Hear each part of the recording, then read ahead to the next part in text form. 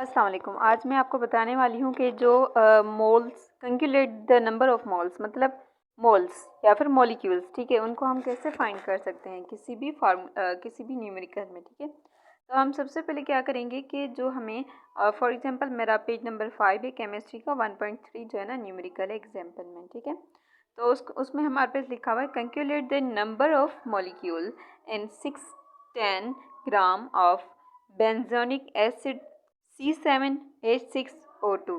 ठीक है, इसमें ये है।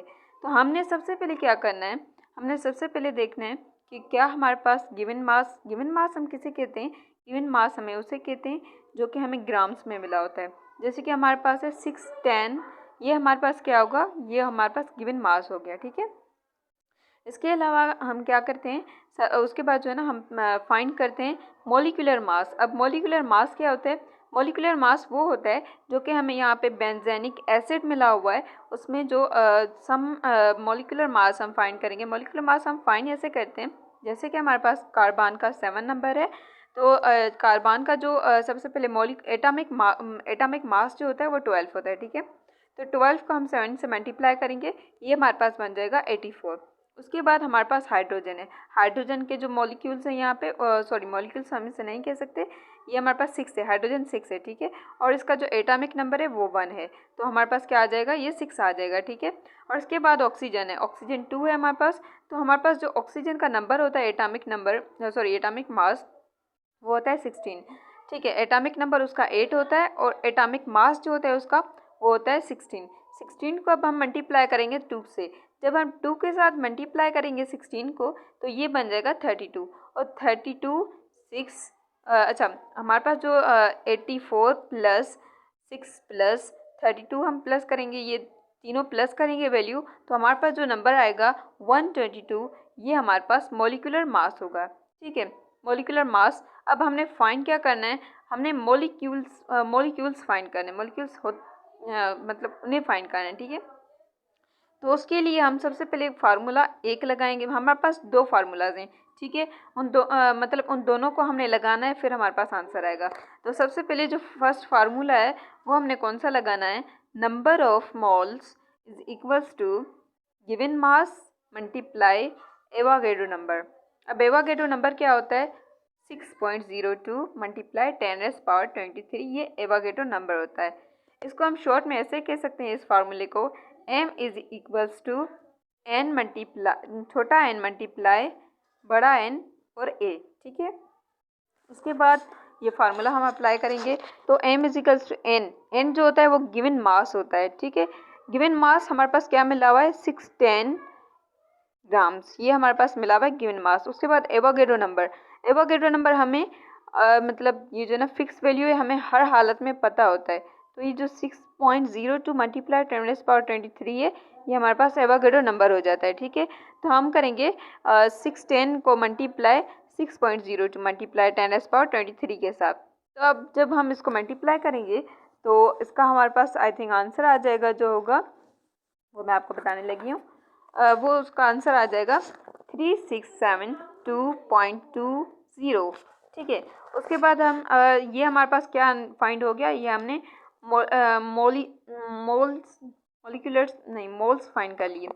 m is equals to 3672.20 multiply 10⁻23। ठीक है, अब जो है ना नेक्स्ट फार्मूला हम अप्लाई करेंगे, जिसकी वजह से हमारा आंसर आना है। तो हम इसके बाद जो फार्मूला है हमारे पास वो हो जाता है, number of molecules is equals to given mass divided by molecular mass. ठीक है, गिवन मास क्या होता है, गिवन मास हमारे पास वो होता है जो कि हमें गिवन होता है ग्राम्स में, जो कि हमें गिवन होता है न्यूमेरिकल में, और वो ग्राम्स की फॉर्म में होता है। जो 610 ग्राम से हमारे पास वो एक गिवन मास। ठीक है, मॉलिक्यूलर मास मैंने आपको पहले ही बताया कि हमने फाइंड करना होता है, जो कि फार्मूला में से हम फाइंड इजीली कर सकते हैं। हमने फाइंड भी किया था, वो था हमारे पास 122। ठीक है, आपको आई थिंक याद हो तो उसके बाद हम क्या करेंगे, इसको हम शॉर्ट फॉर्म में ऐसे भी लिख सकते हैं, n is equals to n छोटा अपॉन m बड़ा, डिवाइड मतलब अपॉन मीन्स डिवाइड। ठीक है, तो हम लिखेंगे n इज इक्वल्स टू 610 तो हमने मल्टीप्लाई कर लिया था, तो उसकी जो वैल्यू आई थी हमारे पास वो थी 3672.20, ये हमने लिख ली। ठीक है, उसके बाद डिवाइड फॉर्म में हमने मॉलिक्यूलर मास लिखना है। मॉलिक्यूलर मास हमारे पास था 122, ठीक है। 122 को हम इससे डिवाइड करेंगे। जब हम इसको डिवाइड करेंगे तो सबसे पहले तो हम कट कर सकते हैं, तो देख लें 2 6 20 2 6 12, ठीक है। 2 1 2, ये 61 नीचे आ गया और उसके बाद जो है ना 36 ऊपर लिखा हुआ है, 72.20 ये सारा नंबर लिखा हुआ है।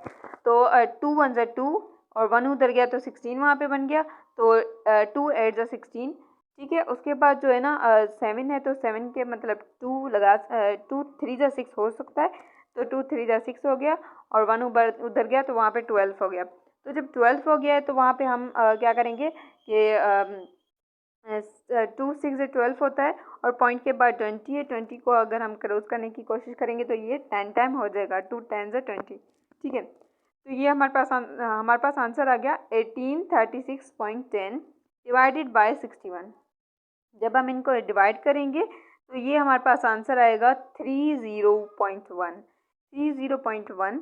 तो सबसे पहले जब हम 61 को मल्टीप्लाई कर रहे थे 3 के साथ तो हमारे पास आंसर आ रहा था 183। 183 यहाँ पे भी एग्जैक्टली था, वहाँ पे भी एग्जैक्टली आ रहा है आंसर, तो हमने 3 टाइम लगा दिया, ठीक है। उसके बाद हमारे पास नीचे आ गया 6, क्योंकि 6 रह गया था, नीचे आ गया 6 और उसके बाद हमारे पास जो 1 है वो भी रह गया। तो हमारे पास जो पॉइंट था वो हमने ऊपर ले लिया। जब भी हम पॉइंट लेते हैं उससे पहले हमने ज़ीरो लगाना होता है, ठीक है। तो हमने ज़ीरो लगा दिया और उसके बाद जो है ना 0 लगा के उसके बाद पॉइंट वाला उधर हमने कर दिया। बाकी जो 1 हमारा रह रहा था वो हमने क्या कर दिया, नीचे उतार दिया। यहाँ पे 61 हो गया। 61 जो हो गया उसके बाद हमने क्या किया, 61 को हमने क्या किया, 61 को हमने 1 टाइम कर दिया, तो ये हमारे पास आंसर आ गया। जो 0 लास्ट में बच रहा है 61 के, वो हम नीचे से 0 लिख देंगे तो उसका कोई फ़र्क नहीं होता। तो हमारे पास आंसर क्या आ रहा है 30.1, ठीक है। तो हमारे पास जो नंबर ऑफ़ मॉलिक्यूल्स हैं वो क्या बच गए, क्या आंसर आया उसका, तो मैं आपको वो बताने लगी। वो आंसर आया n = 30.1 मल्टीप्लाई 10⁻23।